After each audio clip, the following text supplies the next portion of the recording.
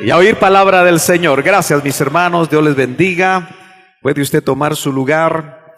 Nuevamente vamos a continuar hablando acerca de la doctrina de Cristo. Como le dije hace 15 días, cuando estuve en México, Dios me dio la oportunidad de hablarle a un grupo como de 500 hermanos en Cristo. Qué bueno que en Cristo no hay nacionalidades, somos ciudadanos del reino de los cielos. Y aunque yo no conocía a los hermanos, pues ellos estuvieron escuchando casi por hora y media, que el tiempo no se sintió, y tuvimos la confianza del pastor. Quiero decirle que nuevamente estaremos ahí en esa iglesia la primera semana de marzo. Ayúdeme a orar para que el Señor nos guarde. Vamos con mi esposa a desarrollar el seminario de la Ruta de los Celestes. Ellos están muy interesados en volver a oír la doctrina que por tanto tiempo ellos escucharon del hermano Otto. Pero en esa ocasión el Señor me hizo ver la necesidad muy importante de que nosotros sepamos lo que es la doctrina de Cristo. Y se acuerda que dijimos que la doctrina de Cristo es la doctrina del que le envió. ¿Se acuerda? Es decir, la doctrina de su Padre. Y hoy vamos a darnos cuenta que el apóstol Pablo, que la Biblia lo muestra como el perito arquitecto de la iglesia, porque de alguna manera le dieron por lo menos el 50% de la revelación del Nuevo Testamento, y leer las epístolas es lo que nosotros necesitamos en este tiempo. Indudablemente, toda la Biblia es inspirada por Dios y dice, útil para enseñar, útil para redarguir, útil para corregir y útil para instruir en toda justicia. Entonces, nosotros indudablemente debemos de conocer la palabra.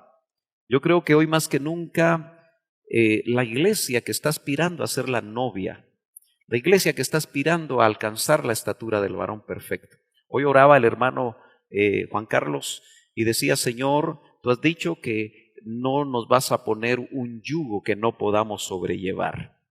Y nos has pedido que alcancemos la estatura del varón perfecto. Y eso es bien certero, porque acuérdese que va a venir una gracia. Dice, la gracia que vendrá. Porque todo esto ha sido por gracia.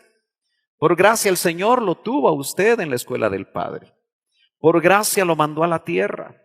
Por gracia le ha permitido a usted ganar las batallas espirituales que usted ha librado y las ha ganado en el nombre del Señor. Y por gracia estamos aquí sentados. Y por gracia daremos estatura, porque va a venir una gracia en la manifestación de nuestro Señor Jesucristo. ¿Cuántos saben que eso lo dice la Escritura? Gloria a Dios. Pero el apóstol Pablo nos enseña a nosotros que él tenía una manera muy peculiar de enseñar la doctrina de Cristo. Usted recuerda que él dice que él no conoció al Señor en la carne, es decir, no fue parte de los 12 apóstoles del Cordero, no tuvo esa oportunidad. Sin embargo, Judas tuvo la oportunidad de estar cerca del Señor y no la aprovechó. Pero el apóstol Pablo, sabiendo nosotros lo que dice Hechos en el capítulo 9, que iba camino a Damasco, usted sabe eso, ¿verdad? Y él iba con cartas de los sacerdotes para poder perseguir a los del camino. No se les llamaba cristianos, se les llamaba los del camino. A mí me gusta mucho eso desde la primera vez que como joven leí que les llamaban los del camino, porque el Señor mismo dijo, yo soy el camino. Y cuando hablamos de camino, hablamos de una forma de vida, hablamos de una manera de actuar, hablamos de una conducta. Y muchas veces cuando nosotros solo nos definimos como cristianos, porque al fin y al cabo así nos identifican, muchas veces separamos el ser cristianos de nuestra verdadera manera de vivir. Y muchas veces no vivimos como cristianos. Sonría que el Señor le ama. Amén. A veces la palabra nos tiene que confrontar, pero los del camino, él los iba a perseguir. Pero usted conoce muy bien y puede recordar leyendo antes de acostarse el capítulo 9 del libro de los Hechos, donde está la conversión del apóstol Pablo. Y él fue discipulado. Y cuando él fue discipulado por el Cristo resucitado, usted busque en la palabra donde se ve eso, aquí lo hemos enseñado, él recibió la doctrina de Cristo, la que no pudo recibir juntamente con sus compañeros, aunque tuvo ciertos momentos donde se interrelacionó con los apóstolos del Cordero. Fue a Jerusalén, dice Gálatas capítulo 2, pero la manera como él enseñaba la doctrina de Cristo, una vez se la revelaron, va a ser muy importante que nosotros nos acerquemos entonces a la primera epístola de los Corintios, capítulo 2, verso número 1. Dice amén. ¿Se está escuchando bien hasta allá atrás? Gloria a Dios. Dice el apóstol Pablo, así que hermanos, qué bueno que también somos hermanos del apóstol Pablo, ¿verdad? Después de 2000 años nos identificamos con él como hermanos. Cuando fui a vosotros, le está hablando a los corintios. Yo siempre me pongo a pensar que Pablo no tuvo una relación muy especial con los corintios. Él fue el padre espiritual de ellos porque él llevó el evangelio a Corinto. Pero los corintios, cuando los estudiamos, nos damos cuenta que Corinto era una ciudad que estaba en el paso de toda la ruta hacia Roma, y era una ciudad con mucho dinero, comerciaban mucho. O sea que los miembros de la iglesia de Corinto me parece que eran personas con ciertos recursos. Y hubieran sido las personas más indicadas para poder sostener el ministerio del apóstol Pablo, mas sin embargo no lo hicieron. Y la relación con Corinto fue difícil. Pero Pablo, cuando habla con ellos, les dice, cuando fui a vosotros, no fui con altivez de palabra, dice esta versión. No se tiene que poner a pensar de qué está hablando el apóstol Pablo. ¿Habrá una manera altiva de presentar la palabra de Cristo, la doctrina de Cristo? Pues al parecer sí la hay. Yo más que nunca, cuando yo vengo los viernes, yo no sé si usted ha notado que los viernes el grupo que viene, yo le pongo mucha atención, porque usted hace un esfuerzo doble. No es fácil venir los viernes aquí a Betel, pero qué bueno que usted viene y ojalá que cuando usted se vaya cada viernes, se vaya lleno, se vaya edificado, se vaya bendecido, se vaya fortalecido, se vaya con palabra que impacte su espíritu, porque hoy en día, lamentablemente, hay personas que enseñan y predican con altivez de palabra. Dice, no fui a vosotros con sabiduría a anunciaros el testimonio de Cristo. Ahí está. Pablo estaba muy claro que la necesidad de todos sus oyentes y también de los corintios, que eran tan especiales. ¿Cuántos saben que a veces el que tiene recursos no es muy fácil de poder abordar? ¿No es cierto? El que tiene recursos cree que lo tiene todo y no necesita a Cristo. Por eso el Señor, enseñando en una ocasión a sus discípulos, dice en los evangelios que es más fácil que un camello, y usted sabe que los camellos son grandotes, pase por el ojo de una aguja que un rico entre en el reino de Dios. Y ahí tenemos que usar un poquito de hermenéutica, porque que un camello pase por el ojo de una aguja, como nosotros en Occidente meditamos sobre una aguja, aunque sea capotera, ¿verdad?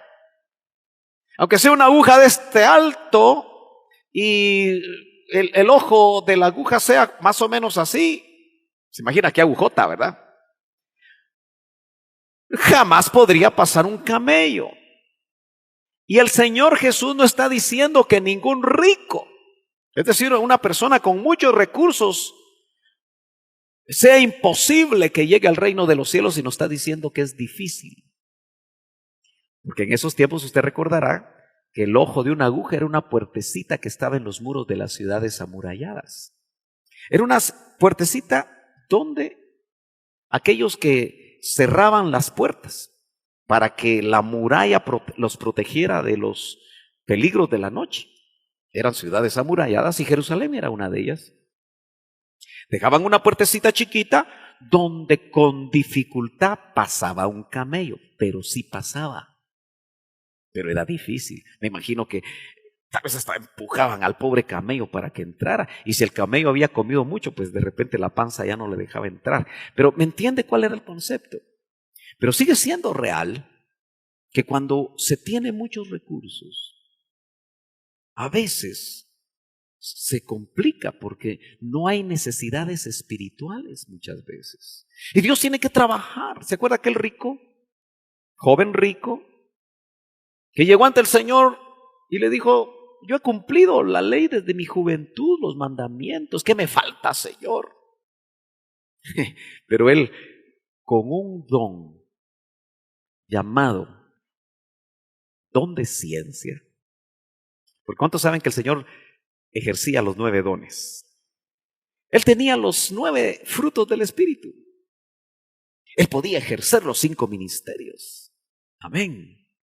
Yo creo que solo él pudo ejercer los 5 ministerios. Hoy hay algunos que pretenden ejercer los 5, pero bueno, eso ya lo dejo yo al criterio de ellos. Pero a través del don de ciencia vio en el corazoncito el alma del joven rico. Y vio que Mamón, el dios de la riqueza, se había comido ese corazón.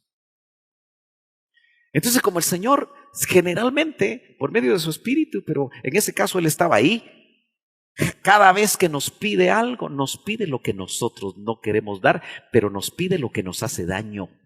¿Verdad que sí? Y nosotros queremos agarrar las cosas y no se las queremos dar.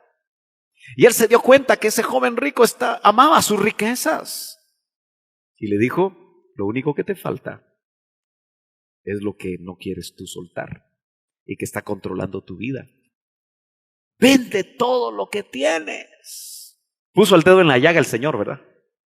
Y dalo a los pobres. Pero eso no se lo pidió a otros ricos. Se lo pidió a aquel que se había quedado con las riquezas como su principal tesoro. Y el Señor sabía que mientras Mamón estuviera en el corazón de ese joven, no podía él ocupar el primer lugar en la vida de ese joven. Y usted sabe que el Señor dice: dame, hijo mío, tu corazón. Pero no quiere un pedacito de corazón. No quiere la mitad del corazón. Él quiere todo. ¿Cuántos dicen amén? ¿Usted ya le entregó todo el corazón? ¿Quién sabe si solo le hemos dado un pedacito de corazón al Señor? Porque nuestras actitudes, nuestra manera de vivir la vida cristiana va a indicar si tú ya le diste todo tu corazón, porque Él dice: dame, hijo mío, tu corazón. Por eso acuérdese que las demandas del Señor son fuertes. Hermano, nosotros tenemos que predicar un evangelio bíblico. La doctrina de Cristo es una doctrina de demandas. La doctrina de Cristo es una doctrina que parece imposible el poderla vivir, pero acuérdese, ya está dentro de nosotros el Espíritu Santo. Nacimos de nuevo, si es que ya lo hicimos, y nuestra nueva naturaleza lo que anhela es lo de Dios. Pero hay una carnita que no quiere lo de Dios. Hay que sujetarla en el nombre de Jesús. Entonces dice Pablo: yo no fui con altivez de palabra, no hice gala de sabiduría. Hay que ver que la Biblia habla de varias sabidurías. Entonces vamos a ver de qué sabiduría estaba hablando él. Para anunciaros el testimonio de Cristo. Cuando dice altivez, usa una palabra que se puede traducir también: yo no fui con palabras atractivas. A ver, ¿cuántos aquí oyen en algún momento a otros predicadores? Yo levanto las 2 manos porque yo también lo hago. ¿Y usted? Levante bien la mano porque va a tomar una foto. Ya lo agarré. Bueno, nos gusta oír a otros predicadores. Pero cuando hágalo, tenga cuidado y discierna. Con su Biblia en mano, que no le den a tole con el dedo. Pero a veces nos gustan aquellos que tienen palabras atractivas. ¿Cuáles son las palabras atractivas? Aquellas que nos llaman mucho la atención. Usted ha visto que a veces tal vez está oyendo en la radio o viendo en los canales cristianos y de repente un predicador le llama la atención y dice, ¡hala, qué interesante! ¡Qué carismático! ¡Qué bonito! Pero tenga cuidado si no es altivez de palabra. Por eso vale la pena darnos cuenta que también se puede traducir esa misma palabra, altivez, como lenguaje pomposo. ¿Qué será lo pomposo? ¿Qué es lo pomposo? ¿Ah? Algo inflado, ¿verdad? Palabras así muy atractivas, pomposas, de diccionario. Palabras de domingo. Y a veces a uno le llama la atención, dice, ¡ala, qué bonito habla! Pero no entendí nada. No me impactó. Yo pasé por una ruta en el Evangelio donde tal vez la mayoría de los que están aquí no pasaron. Y por eso siempre estoy alerta. Porque por 10 años, de los 11 a los 22 años, yo oí grandes predicadores. Con mucho conocimiento, con mucha sabiduría, con mucha dicción, manejando el hebreo y el griego de una manera que yo como joven decía, yo también quiero. Solo que no necesariamente en esos 10 años de mi vida me pude desarrollar espiritualmente como hubiera esperado, porque no conocía que había bautismo con Espíritu Santo. No conocía muchas cosas que ahora por misericordia conozco. Pero ahora entiendo que mientras más conocemos la doctrina de Cristo, como la vamos a ver en estos días, más me enamoro. Pero más estoy consciente de la importancia de trasladarla de la manera adecuada. Y usted va a ver cómo lo hacía el apóstol Pablo. Esa palabra habla también de una posición. No vamos a ir a 1 de Timoteo 2:2, léalo en casa. Pero usted se va a dar cuenta que también esa palabra ubica en una posición muy alta a la persona de la que se está hablando. Y Pablo dice, no, yo no fui de esa manera, con palabras atractivas, lenguaje pomposo, pero dice que tampoco fue con sabiduría. Y hay un pasaje en Santiago, capítulo 3, verso 13, que nos habla de por lo menos 2 clases de sabiduría y pueden haber más. Dice, ¿quién es sabio y entendido entre vosotros? El hermano de Jesús, Santiago, el que escribe aquí, fue hermano en la carne de Jesús. ¿O usted cree que Jesús no tuvo hermanos? ¿Ah? Esa es una posición de la iglesia grandota, ¿verdad? Pero ¿cuántos aquí creen que Jesús tuvo hermanos en la carne? Ah, bueno. Y Santiago fue su hermano. Y él hace, en su epístola de 5 capítulos, hace preguntas muy tremendas. Esa epístola, los que empezaron conmigo en Betel, la estudiamos 8 meses, verso por verso, hermano Francisco. ¿Todavía te acuerdas? Hermano Daniel, no mucho. 8 meses, versículo por versículo, y léala usted rapidito, este fin de semana. Y usted va a decir, alcanzó para 8 meses y yo no salía de ahí. Y los hermanos se me quedaban viendo. Porque esos hermanos querían doctrina profunda. Pero como el Señor conocía el corazón de todos nosotros, me dijo, les vas a dar Santiago. Y les di Santiago. Un día me animo y por 8 meses se me van a ir todos, ¿verdad? No, ¿verdad? Gloria a Dios. ¿Quién es sabio? Mire la preguntita. Y entendido entre vosotros. Le está hablando a los cristianos. Que muestre por su buena conducta sus obras en mansedumbre de sabiduría. Es que ¿sabe qué pasa? Que cuando uno cree que sabe, se infla. Hasta así camina. Hinchado. Ya no sale ni entra por la puerta porque está grandote. hinchado, inflado, porque sabe. Por eso si usted se metió al CED, conforme vaya adquiriendo conocimiento, no se me va a hinchar. Si no, mire, una espinita para desinflarlo. Porque la verdadera sabiduría de Dios, mientras más la conocemos, más humilde nos tiene que hacer.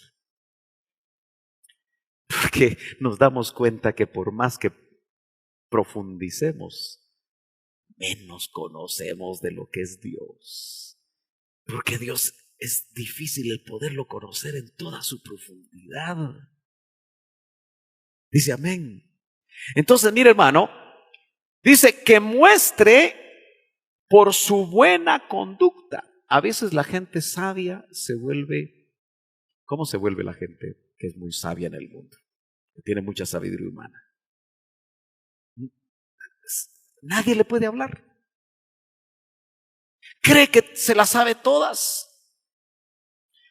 Nunca puede estar equivocado. Y por eso habla de que el que es sabio, pero el que tiene sabiduría de Dios, que la muestre por su buena conducta. Dice, sus obras en mansedumbre de sabiduría. Acuérdense que el Señor dijo, aprendan de mí que soy manso y humilde. Entonces, ¿quién pudo haber sido más sabio que el Señor en la tierra? Nadie. ¿Y cómo era? Humilde. Por eso, cuando usted tenga la oportunidad de compartir con alguien, no saque el pecho, hombre. Tranquilo. Porque usted va a ver que Pablo, cuando iba con los corintios, va a ver de qué manera él hablaba. Entonces son características que hoy usted tiene que chequear para que no se confunda. Ahora hay púlpitos con una prepotencia con la que se habla. Que dice uno, ¿no será que por ahí no va la cosa? Pero sigue diciendo, pero si tenéis celos amargos, mire cómo está comparando. Si tenéis celos amargos y ambición personal en vuestro corazón, a veces uno está sentadito ahí y está probando al que está hablando en el púlpito, a ver dónde se equivoca, a ver si usted sabe más que él o ella, a ver, se mide, cuidado, no hay que tener celos amargos, porque ¿qué es el celo? A veces es decir, bueno, ¿y por qué a mí no me dan púlpito? Deme en púlpito, por favor, rapidito, porque yo sé celos amargos y ambición personal. Y usted va a ver que yo estoy tratando de comparar cómo el apóstol Pablo se acercó a los corintios para llevarles la doctrina de Cristo, porque puede ser que lo estemos haciendo mal. Y por quizá pretensiones o actitudes, en lugar de llevar la doctrina de Cristo a los demás, se nos alejen. Dígame si está de acuerdo o no está de acuerdo usted con esto. No seáis arrogantes. Le está hablando a los cristianos. A veces podemos ser arrogantes los cristianos, ¿verdad? ¿Qué dice usted? ¿Qué dicen en su trabajo de usted? ¿Aló? ¿Qué dicen sus amigos? ¿Qué dicen sus familiares? A veces uno quiere ganar cualquier contienda religiosa con la familia y lo único que hace es que se le alejen todos. Seamos sabios. Y así mintáis contra la verdad. Note que Santiago nos está hablando de una sabiduría que no es la correcta. Dice, esta sabiduría no es, dice, no es la que viene de lo alto. Entonces ya nos habla de dos clases de sabiduría. La que viene de lo alto, que es la que queremos, sino que es terrenal. natural. Y en lo tercero está cardíaco, como dijo alguien, diabólica. Hermano amado, ¿será que nosotros los cristianos podemos en algún momento tener una sabiduría de fuentes tan raras como que vengan de Satanás, que el Señor lo reprenda? Sabiduría terrenal, esa es la que se adquiere en muchos lugares seculares. Por eso, mire, está bueno que usted estudie y haga todo lo que quiera, pero balanceese. Conozca la palabra. Porque a veces hay carreras que lo que hacen es desbalancearlo a uno y decir, no, el evangelio es solo para los tontos. El evangelio es solo para los que no les va bien en la vida. ¿Cuánto cristiano muchas veces cuando va a la universidad se le complican las cosas? Pero si tú balanceas bien y conoces la palabra del Señor, vas a ver que la sabiduría terrenal va a servir para lo terreno, pero tampoco eso te debe enorgullecer, sino que como nueva criatura tú vas a caminar por el mundo, incluso ayudando a otros, enseñando a otros lo que tú has aprendido. Dice que es natural, pero está manejada por el enemigo. Yo quiero la sabiduría de lo alto. ¿Cómo se adquirirá la sabiduría de lo alto? Dice que el principio de la sabiduría es el temor a Jehová. Y el que teme a Dios aprende a caminar por la vida de una manera adecuada. Gloria a Dios. Bueno, volviendo al capítulo 2 y verso 2 ahora de 1 Corintios, sigue diciendo el apóstol Pablo, porque no me propuse saber algo, aunque lo sabía.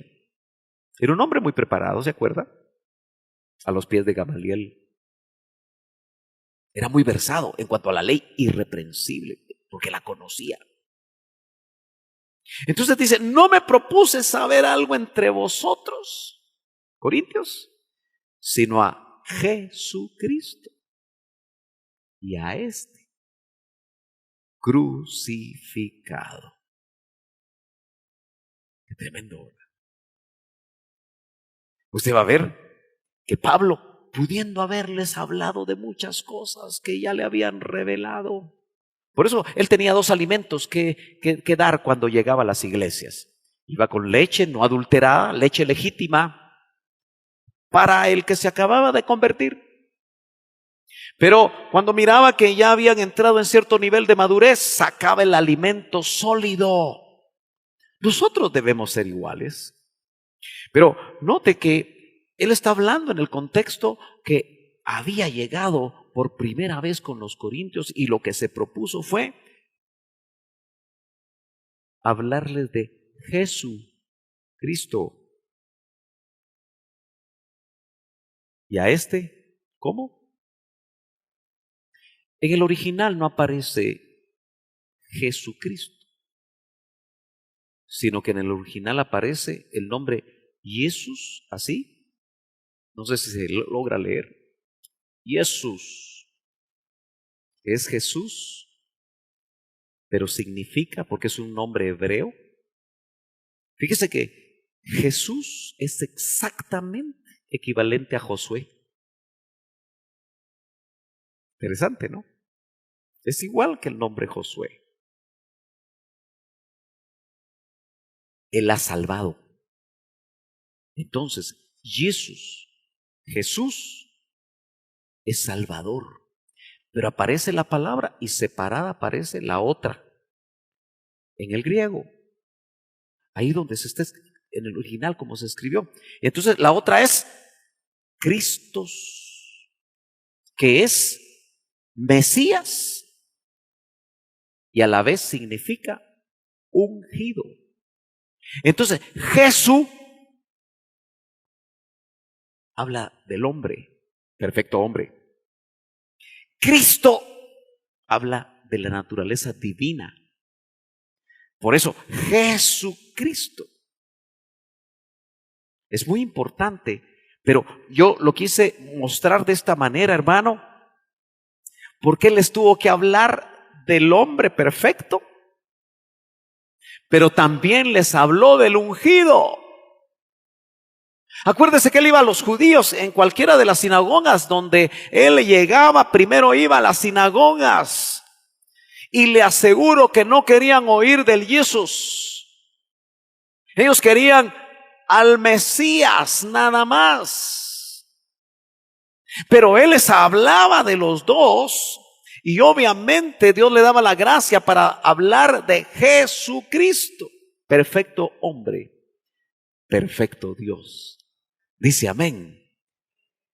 Pero dele un aplauso al Señor si usted le quiere aplaudir al Señor.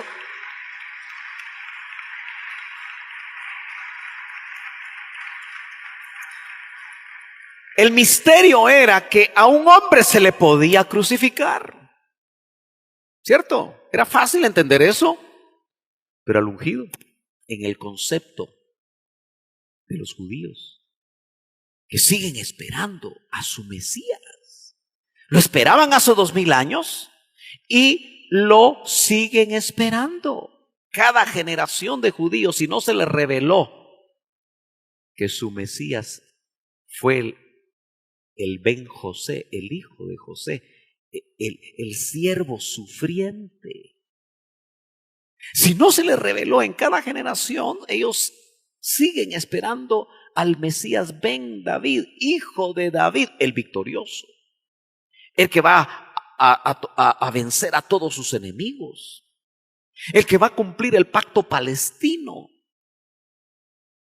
Es interesante, pero uno debería de estudiar cuáles fueron las fronteras de todas las batallas, todas las guerras que ganó David. Porque el pacto palestino, si usted lo estudia, se va a dar cuenta que habla que Israel va a volver a tener esas fronteras. Por eso, para los que están al día en noticias, porque hay ciertas noticias que hay que oírlas. El plan de paz, que le llaman el plan del siglo, está expandiendo fronteras de Israel. Obviamente habría que ver, poner un mapa sobre el otro, ¿verdad? Para ver si es lo mismo o no. Porque una vez más nos habla que los tiempos están terminando y que el Señor viene. No sabemos si lo aceptan. Yo sé que no lo quieren aceptar y esto y lo otro, pero Dios puede hacer, Dios va a cumplir sus promesas. ¿Usted cree que Dios va a cumplir sus promesas? Por eso ellos quieren al Mesías triunfante. Pero lo que no saben es que primero tienen que recibir al que sufrió. Porque tanto el Ben José como el Ben David es el mismo. Dice amén.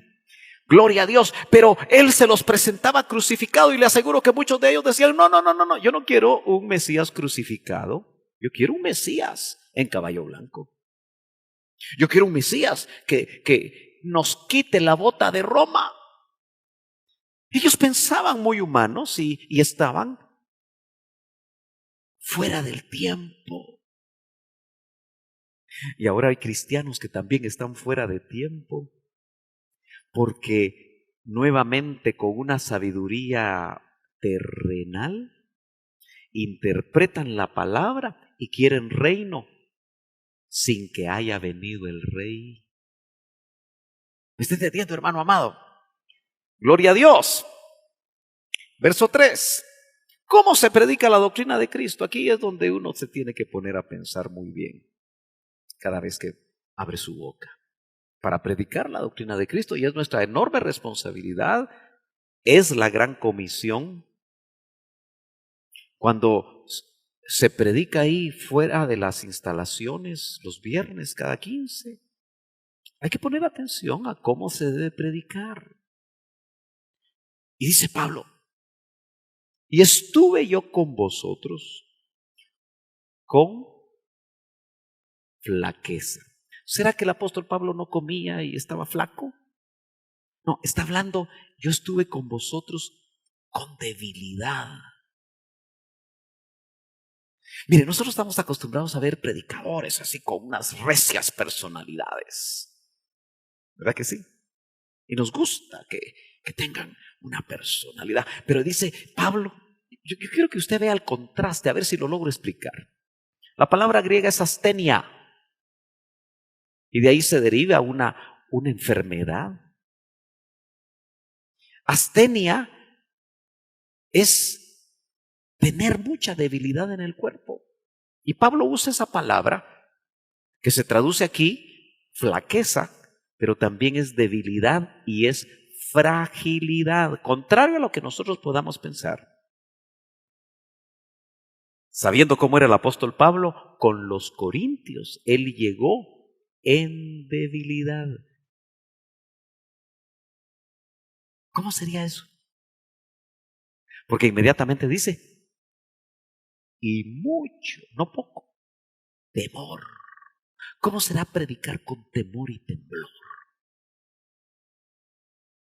Estar completamente consciente que la prédica que nosotros vamos a llevar, la doctrina de Cristo, presentarlo como Jesucristo y este crucificado, es tan vital para las personas que están oyendo que si nosotros lo hacemos mal, los podemos alejar en lugar de acercarlos. ¿Cómo será predicar con debilidad? No llevárselas de que uno lo sabe todo.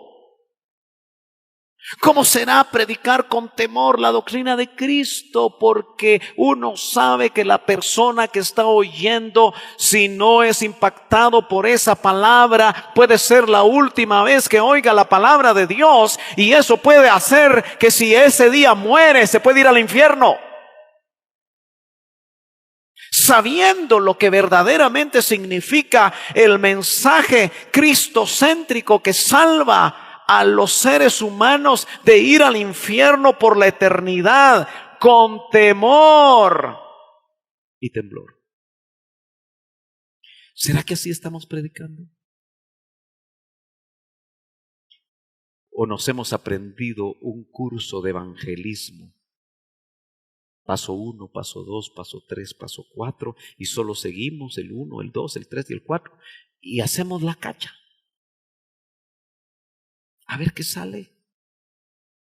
Pero la doctrina de Cristo, yo no sé si estoy siendo lo suficientemente claro y enfático, si usted me está entendiendo, porque lo veo que o ya se me está durmiendo o está muy serio y ya se le olvidó que es pentecostal y que dice amén, aleluya, así es, para que me retroalimente.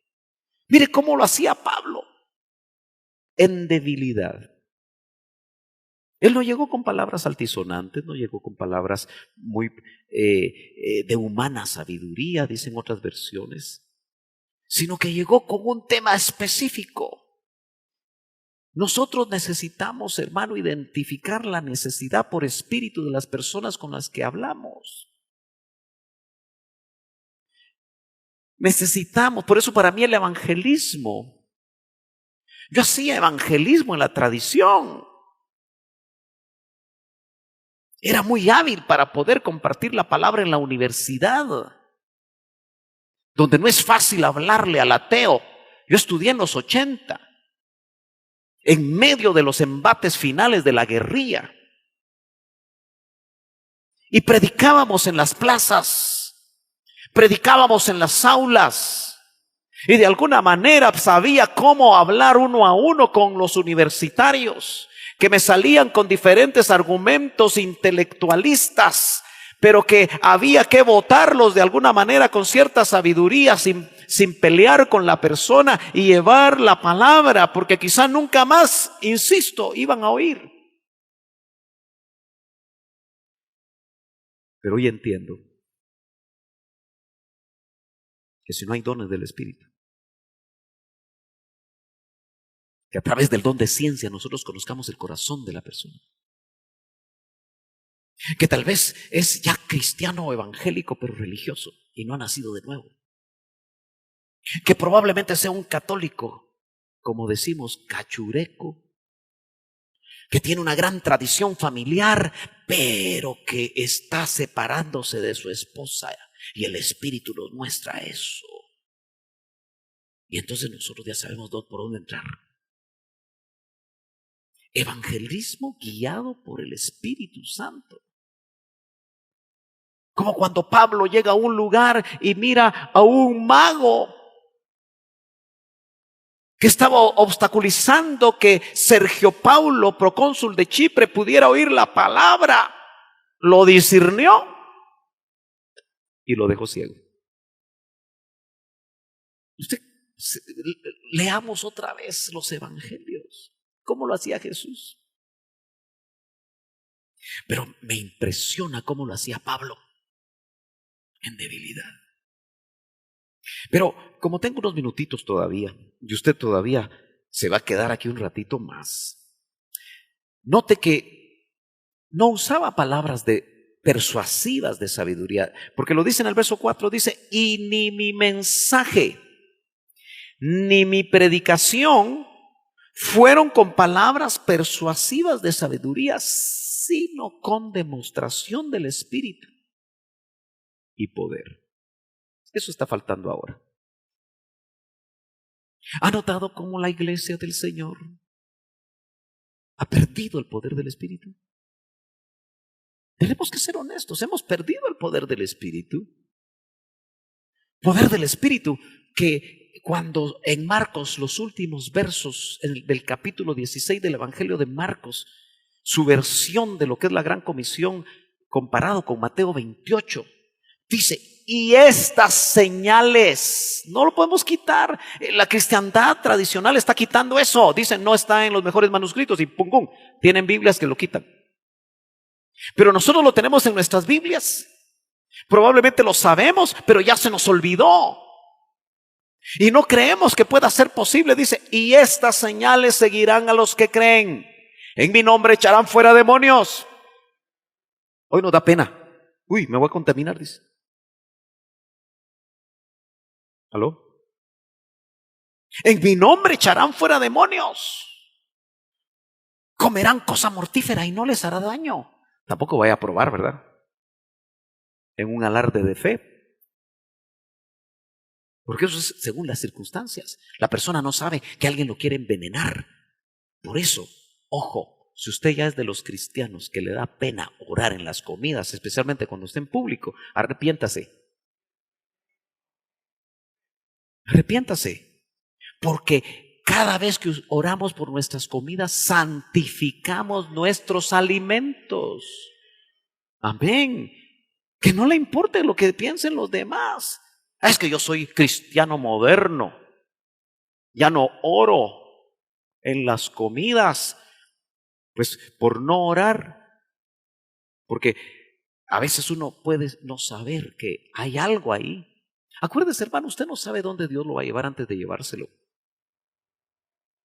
Yo he insistido que no puedo creer que pasemos toda la vida sentado en una silla, sin hacer absolutamente nada, sin proyectarnos, sin ir a un lugar donde el Señor en su misericordia nos ha hecho un llamado para ir y no sabemos dónde y qué clase de batallas vamos a tener. Pondrán las manos sobre los enfermos y estos van a sanar. Hoy solo despeinamos a la gente. Hermano, tenemos que despertar. Nosotros venimos de un ADN, de un avivamiento donde se vio eso. Y está en la Biblia. Y no solo pasó en el himno, ha pasado en todas las generaciones de cristianos que se han animado a creerle a Dios y a creer a su palabra. Porque Él no iba solo con un discurso.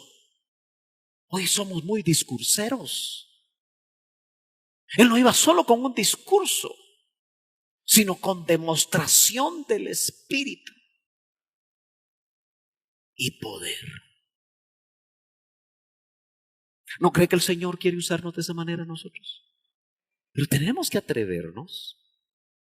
Cuando se hacen las salidas evangelísticas, hermano, no vaya con temor. Yo sé que si usted es recién convertido, está bueno que vaya con uno que ya más o menos está camagüe. Pero vea cómo se mueve. Pero usted ya tiene 20 años en el cristianismo y todavía no sabe ni cómo. Y se le presenta un endemoniado y usted dice, ay no. Por eso Yo me gozo cuando hay manifestaciones. Pero otros,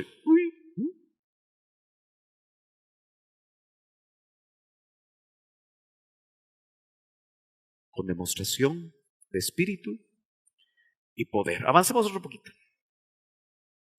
Dice, porque quiero que sepáis, dice Colosenses 2, nos pasamos un ratito a Colosenses 2, pero tiene que ver con lo mismo.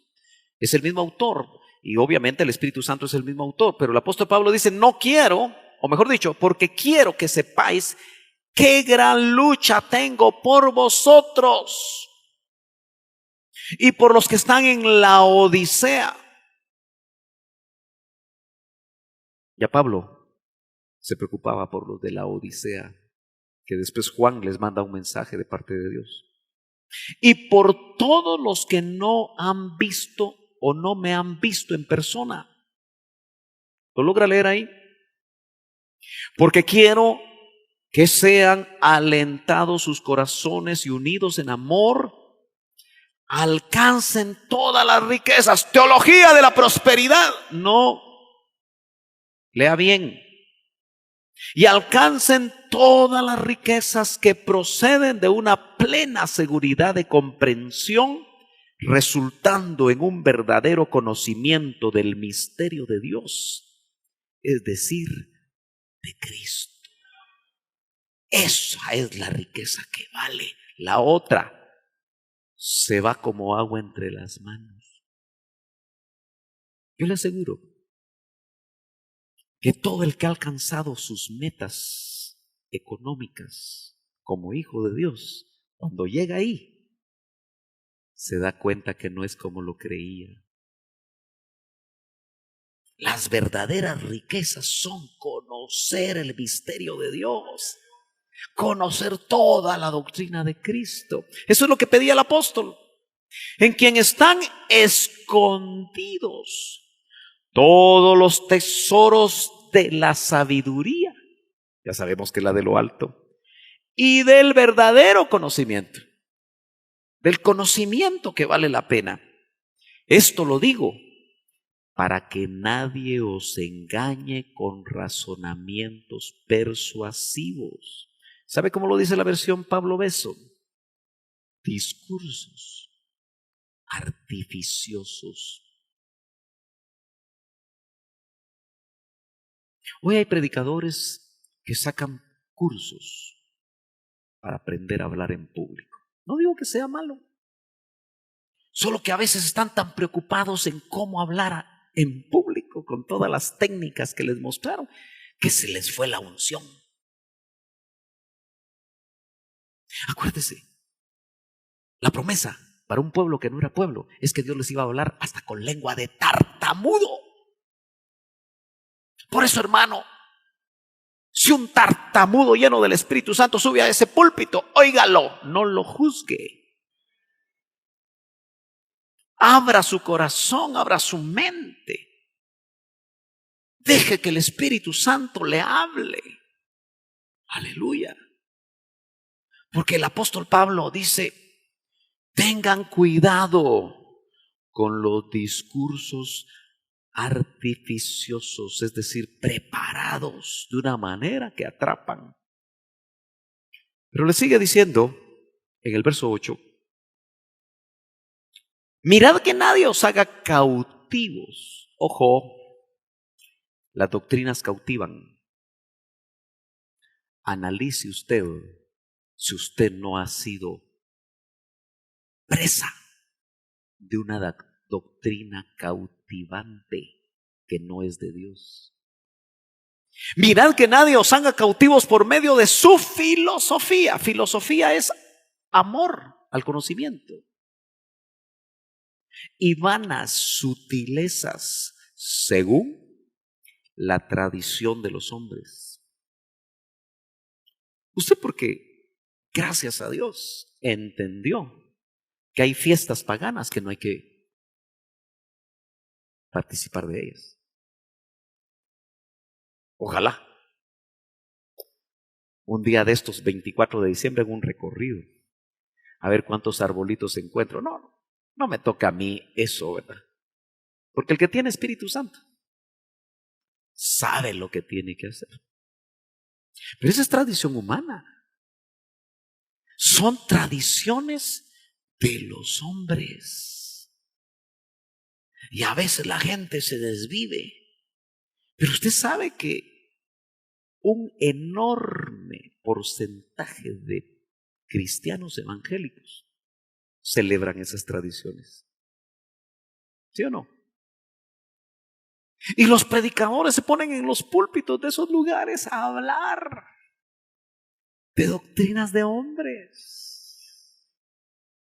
¿Aló? Eso tenga cuidado usted. Conforme a los principios, dice, elementales del mundo. ¿Cuáles eran esos? Hay mucho que ver ahí, pero el tiempo se está yendo. Y no según Cristo. Nota que la doctrina de Cristo nos ubica. Y conocer la doctrina de Cristo nos permite diferenciar lo que es humano, doctrina de hombres, o principios, como dice aquí, elementales del mundo, que cautivan. Yo en la tradición evangélica me vestía de pastor de aquellos tiempos a recitar una poesía desde los 5 años. Participaba, me aprendía por 2 meses todo un guión para un drama y era bueno.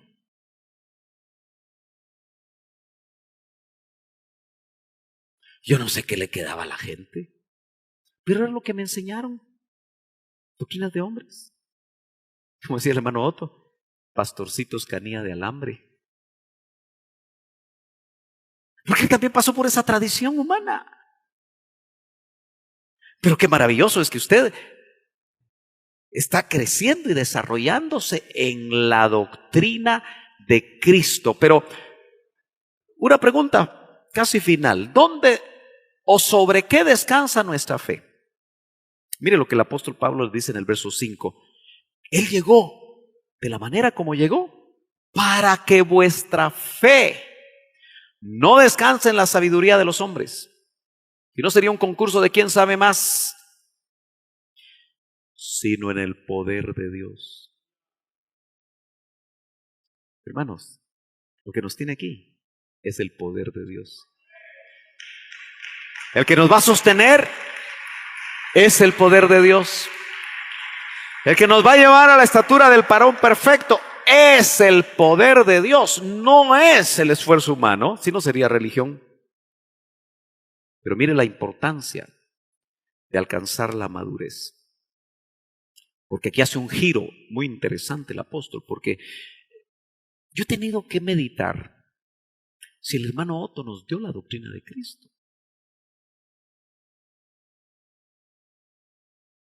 Y estos pasajes últimos 2 que le vimos, nos vamos a dar cuenta que cuando él profundizó, como estamos intentando apenas hacer los domingos.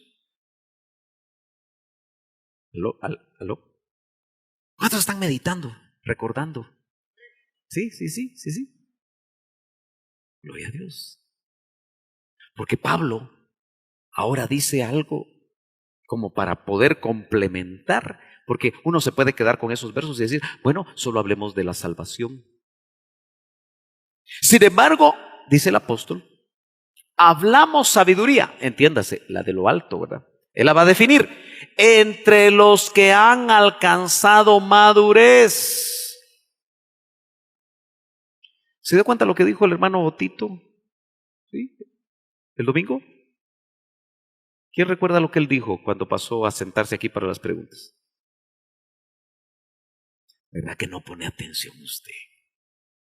¿Qué dijo? ¿Ah? Que yo era muy valiente, porque me atrevía a enseñar los temas, estando toda la gente. Otros van a decir que los estoy confundiendo. ¿Aló? Van a decir muchas cosas. Pero muchos de ustedes ya tienen suficiente tiempo para haber madurado. ¿Sí o no? Esos amenes están medios indefinidos. Pero necesitamos madurar. Porque dice, a los que han alcanzado madurez, les hablamos sabiduría. Pero una sabiduría no de este ayón. Siglo en el original es ayón. Ayón es puede ser un gran círculo de tiempo, un gran. Realmente cuando dice Dios habiendo hablado por el Hijo, habiendo hablado de muchas maneras, por las edades, ahí es ayones. El mundo luzbeliano es un ayón. El mundo preadámico de una millonada de años es otro ayón. El mundo adámico ya lleva unos cuantos años. No sé si me estoy dando a entender. Entonces, aquí dice, una sabiduría no de este siglo. Nosotros pensamos rápidamente en un periodo de 100 años, puede ser millonada de años. Ni de los gobernantes. Esa sabiduría no la tienen los gobernantes de este siglo, que van desapareciendo, sino que hablamos con los que han alcanzado madurez. Mire, si usted necesita leche, vaya al discipulado de corderitos. Hemos hecho las invitaciones cuando se han hecho los discipulados de corderitos. Amén.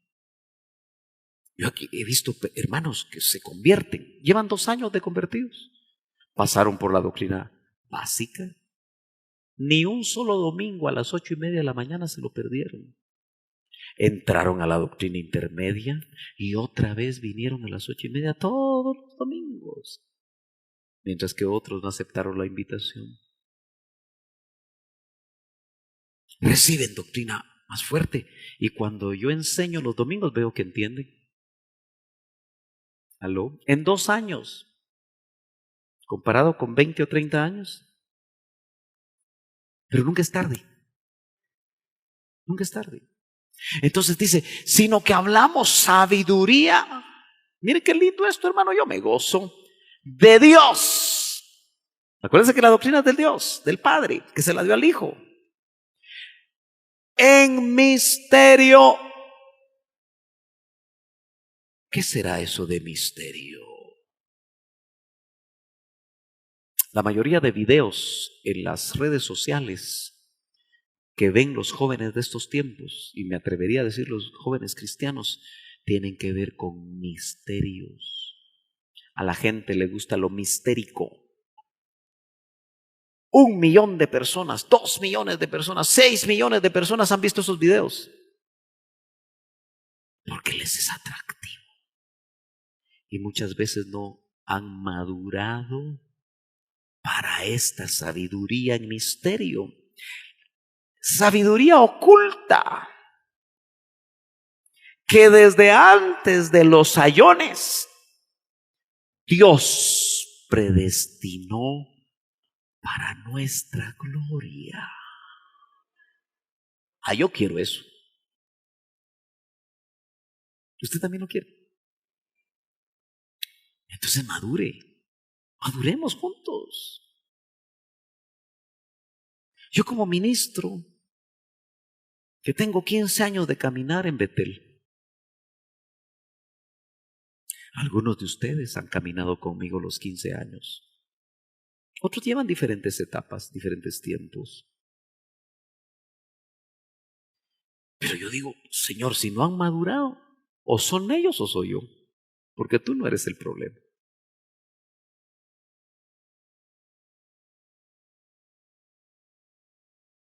Si usted con lo que oye no le da hambre para profundizar, no se convierte en un buscador de perlas, Los buscadores de perlas bucean hasta 15, 20 metros. Hay unos que bajan hasta 60 metros y aguantan 15 minutos bajo el agua. Yo quiero ser un buscador de perlas de ese tipo, porque encuentran las ostras y hallan perlas. Recuérdese que el mismo Señor es un buscador de perlas y anda buscando la perla de gran precio, que es la novia. Usted quiere ser parte, quiere ser perla de gran precio.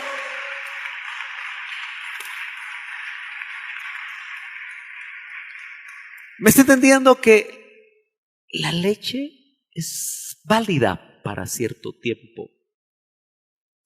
Pero esta sabiduría que Dios predestinó para nuestra gloria, yo la quiero.